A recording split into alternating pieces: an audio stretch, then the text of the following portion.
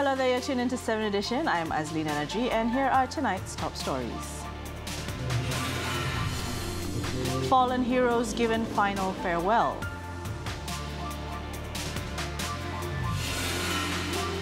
Datin Sri Rosmah slapped with over a dozen money laundering charges. And new national car to roll out in 2020.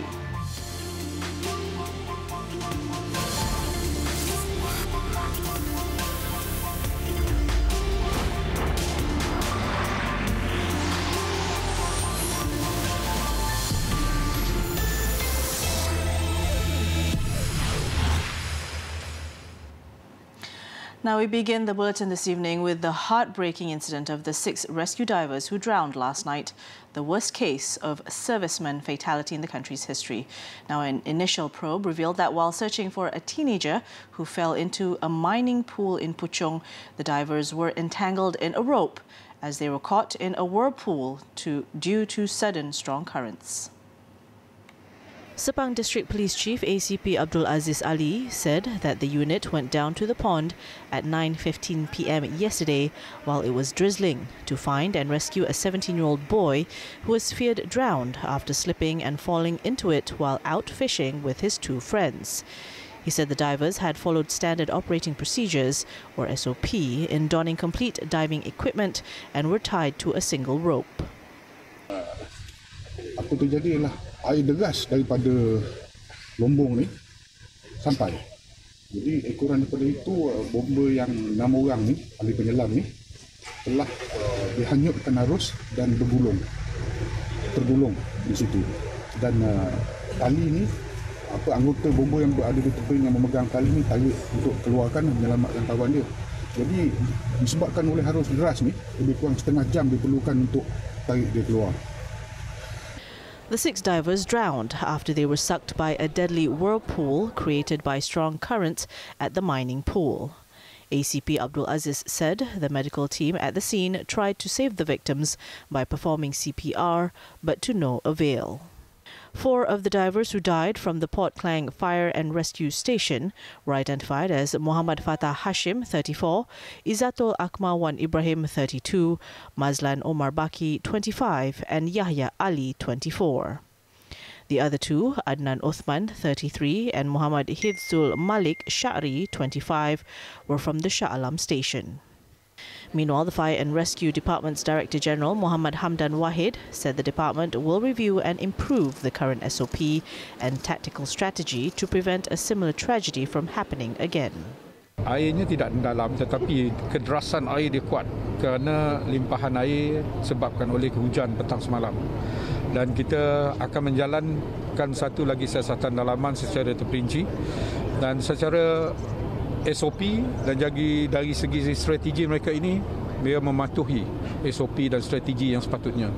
Tetapi taktikalnya adalah melingkut keadaan dan disebab oleh keadaan environment pada masa itu terlalu mencabar dan juga disebabkan oleh keadaan malam sudah pun tiba dalam pukul 8 macam itu mereka menghadapi kesulitan kerana undercurrent yang kuat. The Fire and Rescue Department chief said an investigation showed that the scene is used as a floodgate and was not for recreational purposes, adding that the SAR was launched at a waterfall area as the rescue team believed the missing boy was trapped there. More than 500 people today attended funeral prayers at the Section 15 Fire and Rescue Station to pay their last respects to the 6 divers. Family members, fire and rescue personnel, senior government officers and several leaders attended the prayers held at about 9 a.m.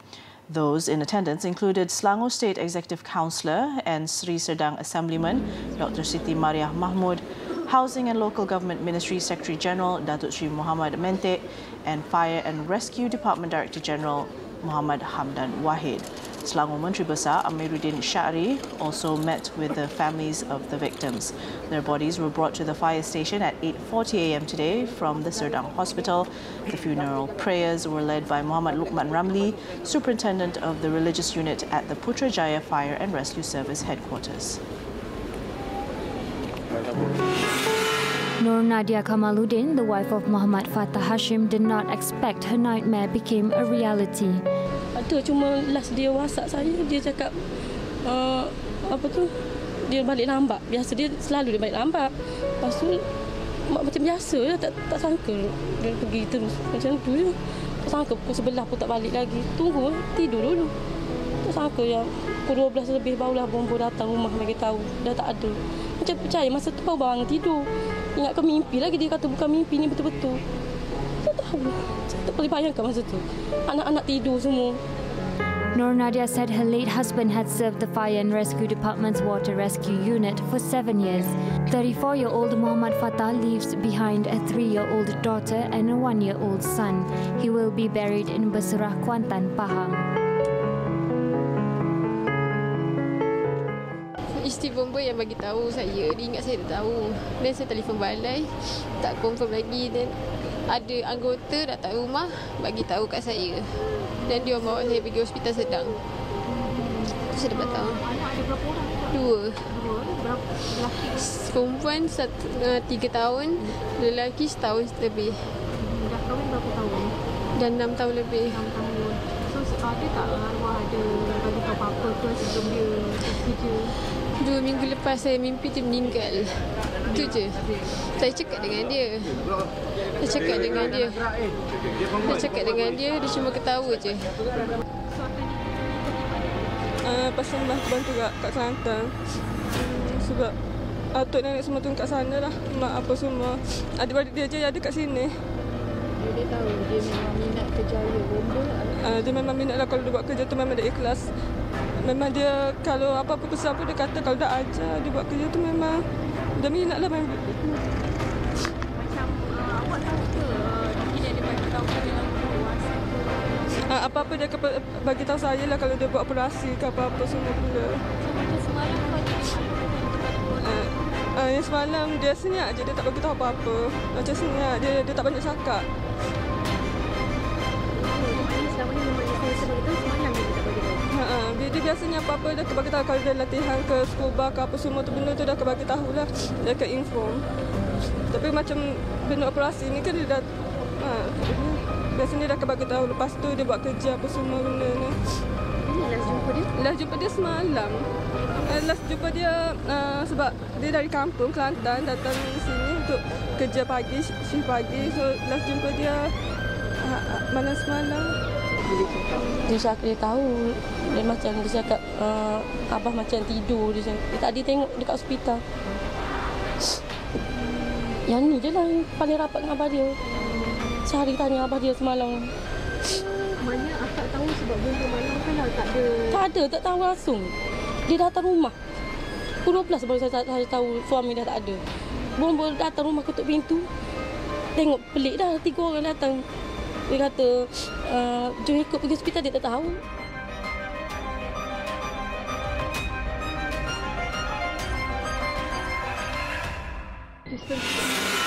The Prime Minister expressed his condolences to the victims' families on Wednesday night and urged them to remain strong in this challenging period. We feel this is a tragic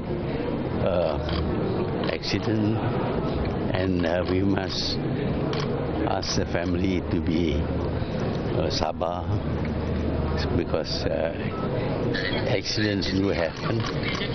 We hope that it will never happen again, and I send my condolences to the family. He was speaking to the media after opening the ASEAN 6th Ministerial Meeting on Disaster Management in Putrajaya today. The Prime Minister said that the government would look at forms of assistance to be extended to the families of the victims. Now, the Selangor government has ordered the Sepang Municipal Council to close down the mining pool in Taman Putra Perdana Puchong once the SAR operations for the teenager who was reported drowned there is completed. Selangor Menteri Besar Amiruddin Syahri said the closure was necessary following several drowning cases reported in the area. The Municipal Council was also instructed to close the route to the mining pool, which was a popular fishing site. Memang tidak dibenarkan, tetapi bagi penggemar mancing ni bersatu aktiviti cabaran dia. Memang tidak dibenarkan. Saya rasa memang ada signage yang tidak mengizinkan masuk ke kawasan. Tapi mungkin dah terlalu lama dan tidak dipantau dia punya kemudahan dia. Mungkinlah jadi kemasukan ke kawasan larangan macam ni lah. Meanwhile, the Selangor government has agreed to contribute 20,000 ringgit to each family of the firefighters who died in the incident. Amiruddin said the contribution was to honour them and to lighten the burden faced by their families. Now, at about 5:45 p.m. today, the body of Muhammad Ilham Fahmi Muhammad Azam, who the six divers were searching for, has finally been found. The 17-year-old's remains were found some 800 meters from the spot where he went missing by a team of divers from the Marine Police and the Fire Brigade. The body has been sent to the Serdang Hospital for post-mortem. It is believed that Muhammad Ilham Fahmi slipped and fell into the mining pond yesterday evening when fishing with his friends. After being alerted about the incident last night, a diving unit from the Fire and Rescue Department was sent on a search and rescue mission for the body. Now, in other news, Datin Sri Rosmah Mansor, the wife of former Prime Minister Datuk Sri Najib Tun Razak, has been charged with 17 charges for money laundering and tax evasion involving over 7 million ringgit. She pleaded not guilty to all the charges when they were read to her in the Kuala Lumpur Sessions Court today. Judge Azura Alwi granted the 67-year-old accused bail of 2 million ringgit with 2 sureties on all charges. She was also ordered to surrender her 2 passports to the court and to not intimidate witnesses in the case. The court also allowed her to pay 500,000 ringgit of the bail today and the balance before October 11th. For the 12 charges under the Anti-Money Laundering, Anti-Terrorism Financing and Proceeds of Unlawful Activities Act, Datin Sri Rosmah was alleged to have engaged in transactions that involved proceeds from unlawful activity by allowing 7,097,750 ringgit to be deposited into her account. She allegedly committed the offences at a bank along Jalan Ampang between December 4th, 2013 and June 8th last year. For the rest of the charges, she allegedly engaged in money laundering by failing to file a return on the sum that were deposited into her account as required under the Income Tax Act. The offences were allegedly committed at the Inland Revenue Board, LHDN, along Jalan Tuanku Abdul Halim between May 1st, 2014 and this year. Datin Sri Rosmah was detained by the Malaysian Anti-Corruption Commission, MACC, yesterday following the anti-graft body's investigation into the One Malaysia Development Berhad 1MDB scandal. Her case will be up for mention on November 6. Now, Datin Sri Rosmah could be called up to give her statements as part of the investigation into the 1MDB case. Inspector General of Police Tan Sri Muhammad Fuzi Harun, who said this, however, did not give a time frame on when the police intended to call her in. The IGP said investigations are still ongoing and are being conducted together with the MACC. Arkanda dah dipanggil, jadi kita akan submit lah. Ini tujuan untuk proses kesihatan, melengkapkan kesihatan itu saja. The IGP spoke to the media after visiting the Putrajaya Hospital in conjunction with the 211th Police Day. He also revealed that the investigation papers on former 1MDB President and CEO Arul Kanda Kandasamy would be referred to the Deputy Public Prosecutor for further action. Previously, Arul Kanda had been called up by the police on September 26th to record his statement on the case. Investigation tersebut. Meanwhile, the case management for the 32 graft-related charges against Datuk Sri Najib in connection to 1MDB and its former subsidiary SRC International Sendirian Berhad has been postponed to October 31st. High Court Justice Muhammad Nazlan Muhammad Ghazali allowed the postponement, which was partly related to a request by the former Prime Minister's defence team for the prosecution to prepare all documents in hard copy for the trial. The prosecution had also applied for Datuk Sri Najib's case to be conducted at the Palace of Justice in Putrajaya to ensure a smooth trial. Datuk Sri Najib is currently facing 32 charges over the misappropriation of over 2 billion ringgit from 1MDB and 42 million ringgit from SRC International. Anything to say?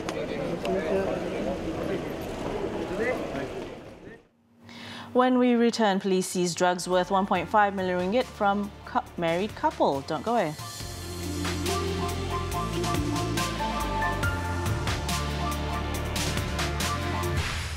Welcome back. Now let's take a look at our daily segment, Clickbait, for what's trending and making rounds in the cyber world today.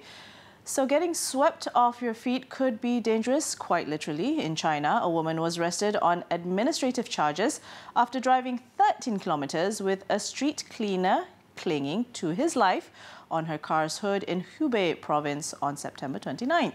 The road rage incident was triggered on the grounds of a university in Wuhan when the woman accidentally ran over the street cleaner's broom while he was sweeping. An argument ensued between them, which led to what can be seen on the now viral video showing the sweeper grabbing on the hood of the woman's white Skoda as she sped off before eventually stopping at a police station in the Hanyang district. The driver, identified as Lee, was ordered to pay a 500 yuan fine, which is about 300 ringgit, and spent 10 days in detention for violating China's law on public security. Meanwhile, Ku, the street cleaner, had caught the attention of netizens who had been calling him Harry Potter Street Cleaner, referring to his love with the broom.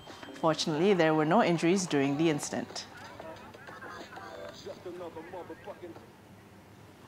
Now updated as of 7 p.m, here are the top trending topics and searches on the internet today.